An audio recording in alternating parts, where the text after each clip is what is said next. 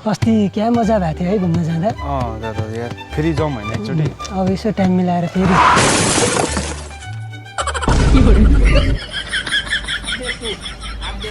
के गरेको यो बाइक कुदाउनु आउँदैन कि होइन स्कुटर कहाँ पार्किङ गर्नुपर्छ थाहा छैन क्या। अबे साले लेकिन ये साला कर क्या रहा है यहाँ पे? वरिपरि कसैले देखेको रहन्छ क्यामेरा पनि छैन रहेछ यहाँ। उल्टै तैँले लडाएको भनेर चौकीमा गएर कम्प्लेन हान्छु पक्कमा। ए दाइ यार त्यसो नभन्नु न यार, केस हाल्ने कुरा नगर्नु। तपाईँको के क्षति भएको छ बरु म पैसा तिर्दिन्छु। ल त्यसो 5,000 रुपियाँ हाल। ल आयो दाइ।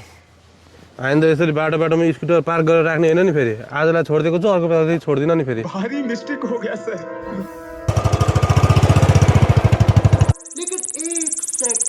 भाइ अनि हामी त रोडमा पनि पार्क गरेको छौँ, हामीले त साइडमा पार्क गरेका छौँ। अनि त्यसले त आएर हानेर गयो त तपाईँले चाहिँ किन पैसा दिनुभएको जाने? ए भाइ